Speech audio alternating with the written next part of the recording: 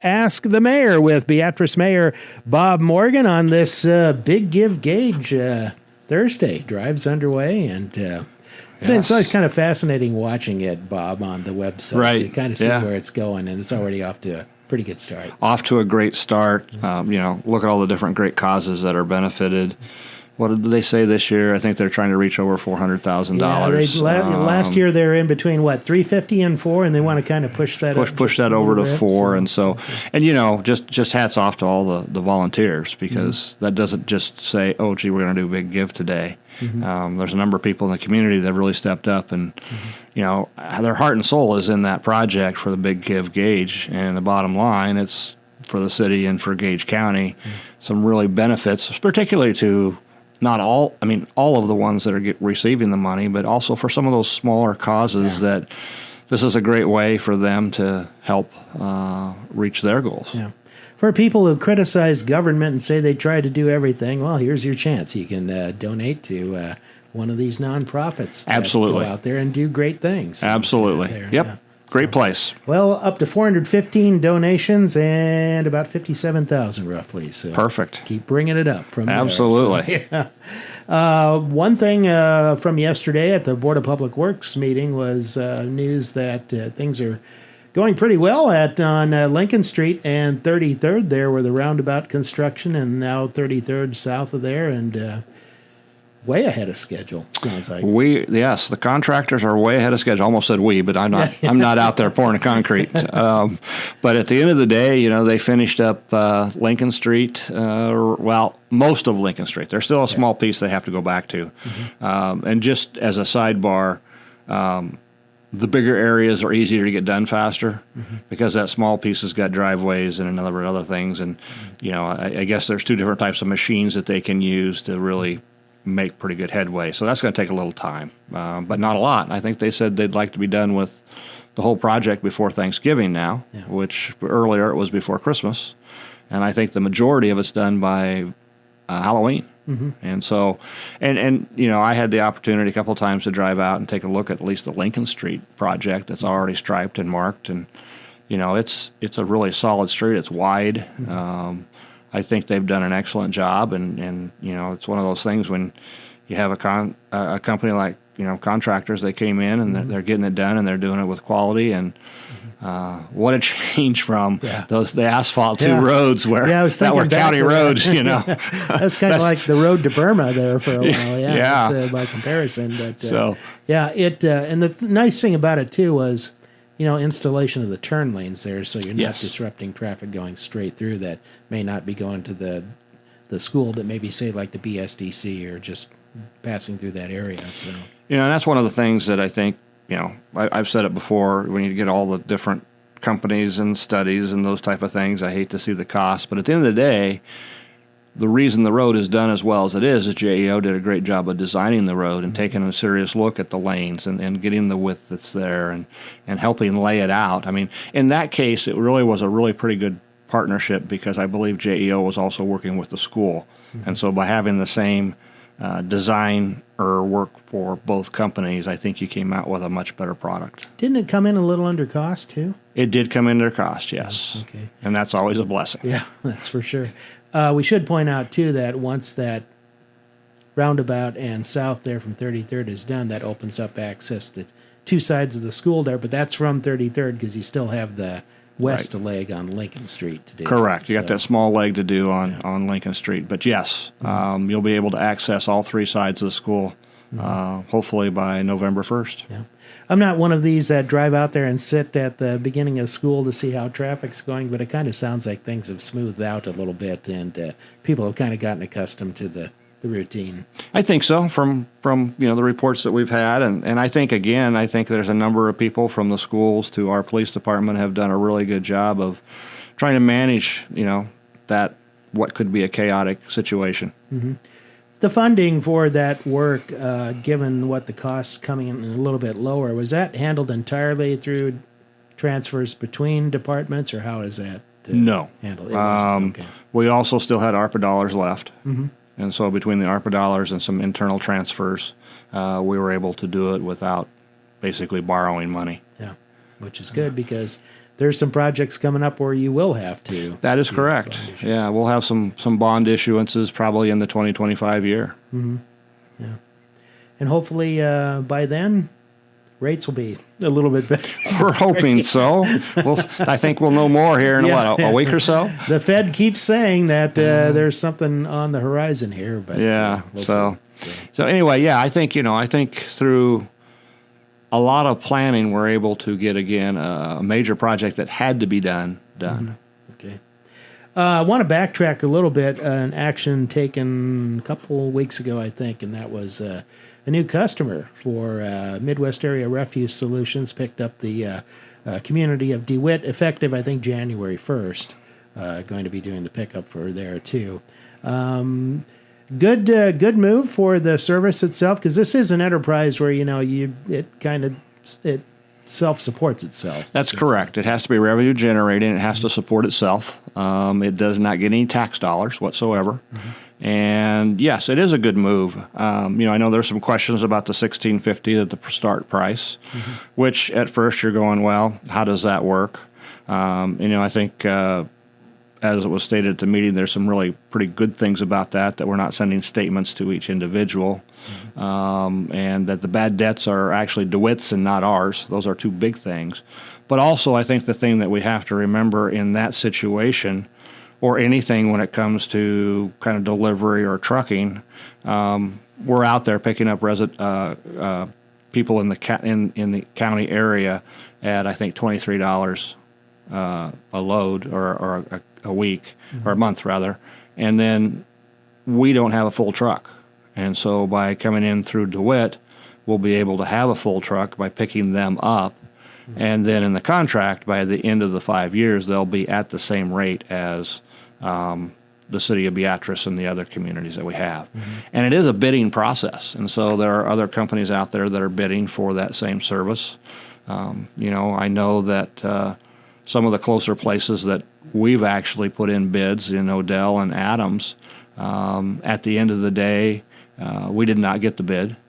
So it is a competitive business in all the sense of the words, because it has to be revenue generating, and we're putting no tax dollars in it.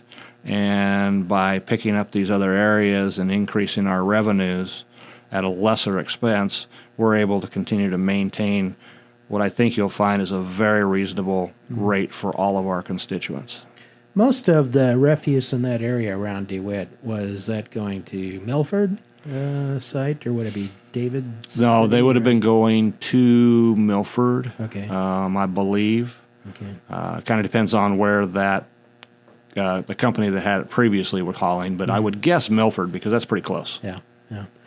The whether it was $16 a month or $23 a month, it was pointed out that in other areas of the country, that's still a pretty competitive rate. Oh. It is. It is. I imagine you might have some knowledge of that. Yeah. Yes, it really, really is. Even 20 years ago, I mean, when I think about leaving Lincoln and moving to Beatrice in 2003, oh, goodness. Our trash service was probably $20 a month less than what I was paying in Lincoln.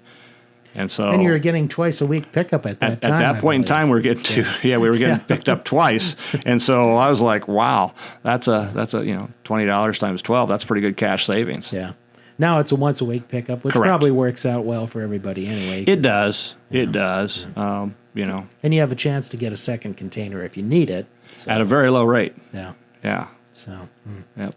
What about this issue of, and it's brought up, you hear about it periodically, not just in this case, but other cases too, about government competing with private industry. There are those that think government should not do any of that, stay clear of it. But in essence, in areas where you have a limited number of service providers, aren't you kind of not necessarily forced, but you have to kind of consider that route after a while? Right, and that's one of the things we did and we considered with Mars. Case in point, not only do we have Mars, which is the sanitation services, we also have the electric company. Mm-hmm. And at the end of the day, you have to ask yourself, what's the best for the community? Not really maybe what's the best for, public or private. When we left NPPD and went to the Board of Public Works, And with our electricity company, I think we've seen the ability to hold rates for an extended period of time. And so, at the end of the day, when you look at what we're able to save and charge for some of those services, it really helps to make sure that in other areas we don't have to raise our property tax any more than what we have to.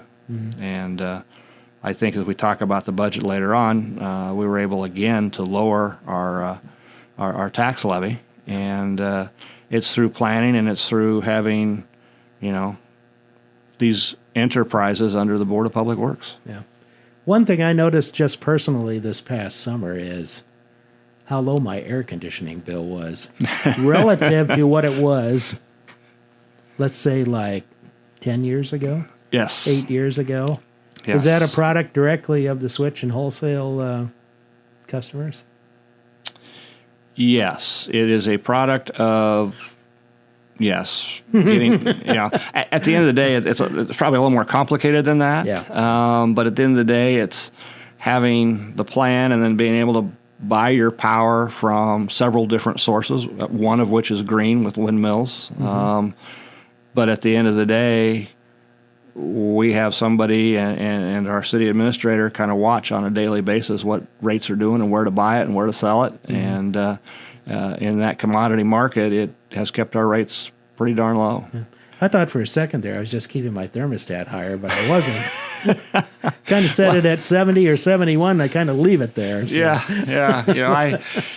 That's kind of me too. I know there's a lot of smart thermostats out there that do a better job, but I'm probably not smart enough to run them. Yeah, I still do the manual method myself, but yeah. But anyway, that's a benefit too. And going back to 2015 was the last time you had an electric rate hike, if I remember right. So. That is correct. And again, this year we held the rates, and I will tell you that that's probably not always going to be the case. Mm-hmm. I know that in 2030, it's probably I could have somebody better in to explain this than I am, but there's going to be some changes that it may in fact increase rates in all sectors of the electric company. But that's 2030, so we got some time to plan that out. Okay. Not that much, but we got some time. Yeah.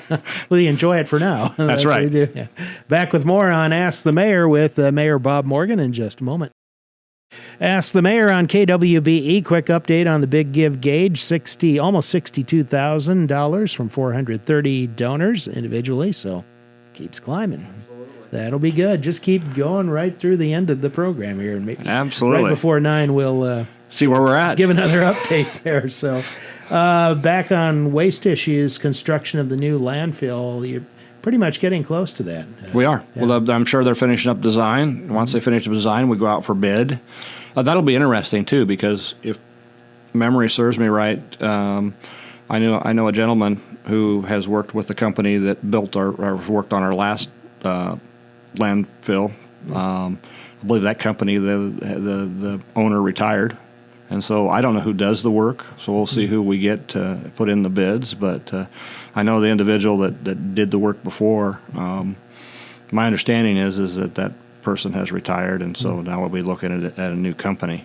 And at the end of the day, again, there's a number of things that I've learned being mayor over the last 2 years. It's more than just digging a hole. Yeah. I mean, they're going to lay in pipe and they're going to get the leachy or the bad water out of there that can't run off anywhere. But, I think we're going to pipe that back to our sewer plant and our sewer system. So there's a lot of detail that goes into building a cell in a landfill. And so it's will be one of those interesting things that maybe should have somebody come in and visit about all the technical issues it is to build a landfill. Yeah, there's liners and everything. There's control of fumes and things. Yep. Sometimes from landfills, and then you have the thing about trying to screen it enough where you contain the garbage in the area, because you get some blow around too from that. Right. So a lot goes into it. So. And when we close the other one, we'll have to monitor the environment for 30 years. Mm-hmm. And so luckily we have planned for that, and we have a post-closure account. And so, there's a lot tied into just getting rid of garbage. Does the actual excavation start before the end of the year, or is that into 2025? I can't I would guess it's 2025 because we haven't gone out for bid yet. Okay. Yeah. All right. I didn't know if that was getting pretty close. No, you got the road done. Got the road done out there. but I think we're probably looking at maybe springtime. Yeah. City recycling, the cardboard thing, any change there? Update on that? I know you were having some problems because people were dumping things they shouldn't be dumping in that. Is that changed at all, or is there another option on that? Well, it's open now. Okay. It's back open. I think it's kind of like 3 strikes and we're out.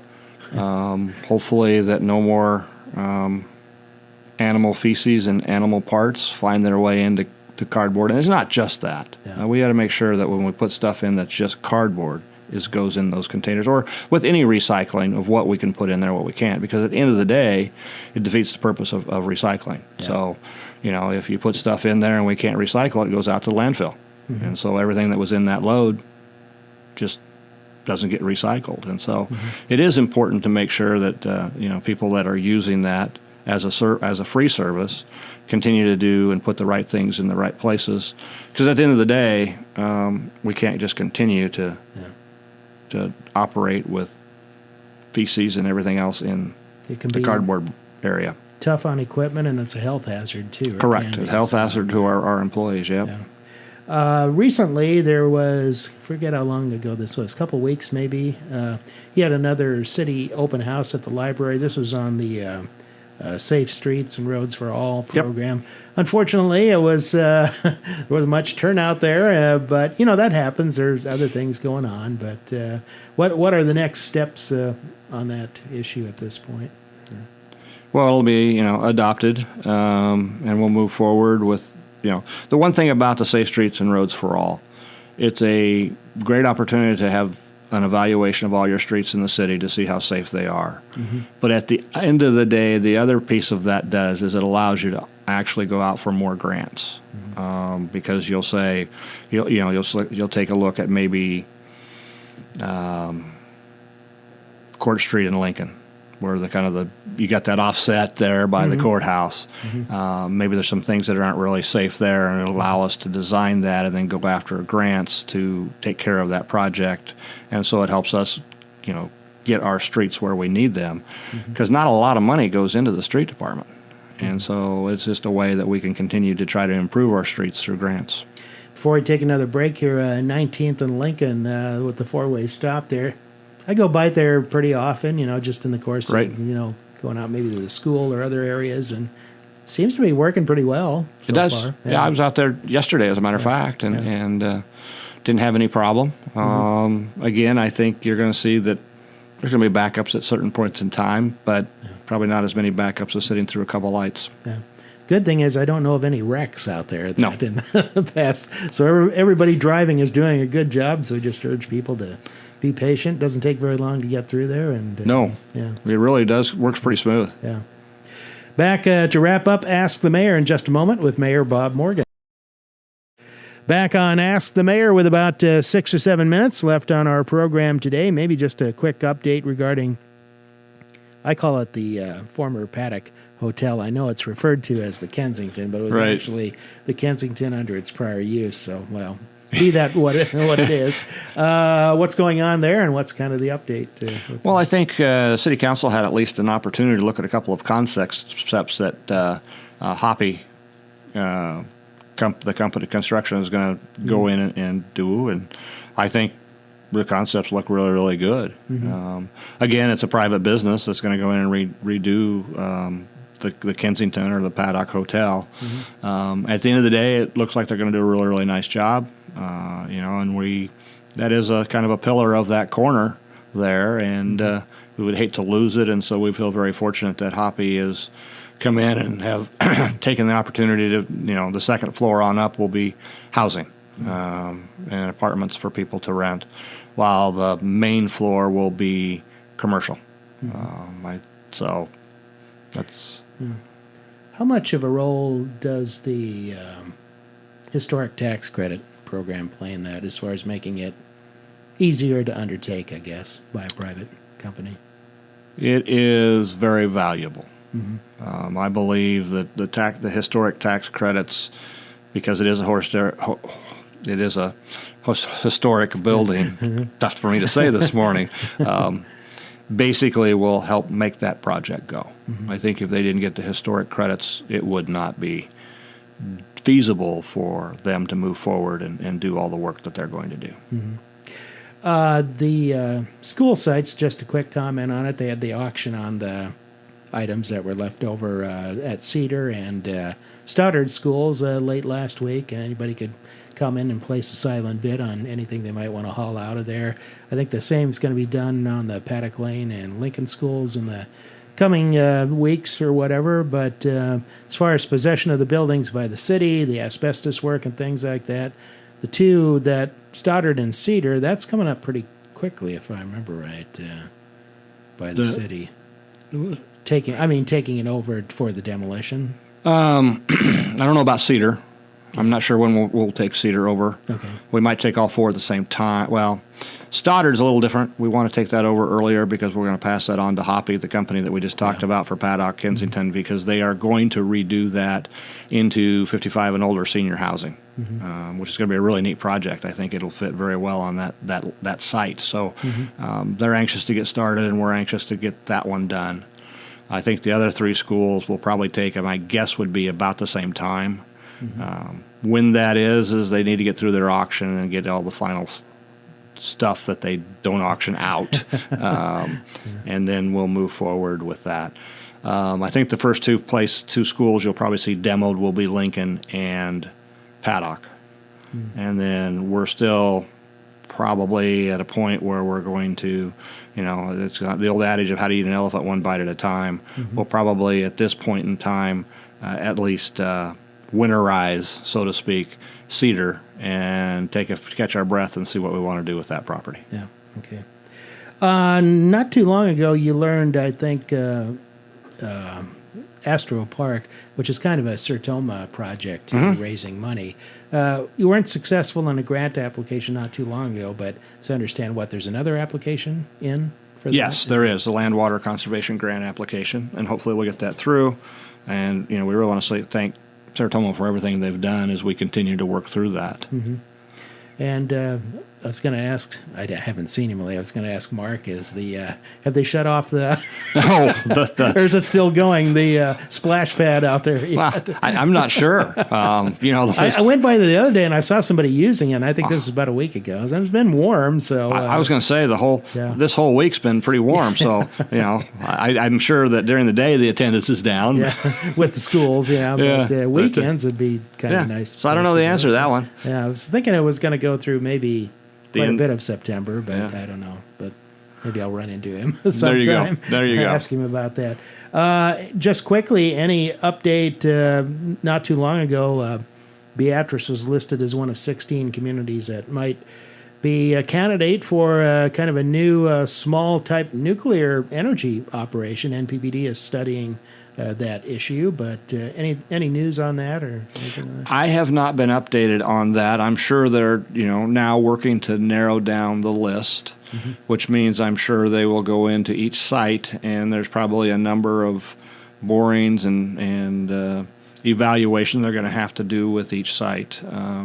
I will tell you that as we talked about electric and being able to hold our rates where they were, having maybe a source such as a small modular reactor in Gage County and use maybe available for some type of city use will only just help strengthen our power source. And so I think we're very fortunate to be one of the 16, and I hope that we continue to be in the consideration in the long run. And I think it would be a very beneficial and a very neat project for us to have. Okay. Monday night, City Council meeting. I think one of the items, probably what the Board Public Works considered yesterday, budget adjustments and things like that. Yes, so we have a biennium budget. We're in our second year, 2025, so there'll be just some minor changes, but each year you do approve it, and which means if it's the biennium, it means in 2026 we'll have to go through the process of a 2-year budget again. You got to do that, don't you? Here we go, once again. Yeah, another biennial budget. Property tax rate this year of the city, where would that, if it's approved, where would that kind of land? Or we're lowered again. The property tax levy is down a little bit. overall budget is where it kind of really needs to be, and I think we're in pretty good shape. Getting close to paying off the fire station. What, about 4 or 5 years left? About 4 or 5 years left, yes. So, yeah. Then you get to tackle, the water park possibly or something possibly, like that. yeah. See what's going on. But that's, at least we have to be prepared that, water parks, fire stations, fire trucks, they all have a life expectancy, and they do have to be maintained. Never any shortage of things to do, huh? There is not. Again, it's one of those things you don't consider until all of a sudden you're like, oh yeah, I've learned a lot in the last almost 2 years here. Yeah. Before we wrap up here, you want to take a guess at where the big give is at? See how close you are to that.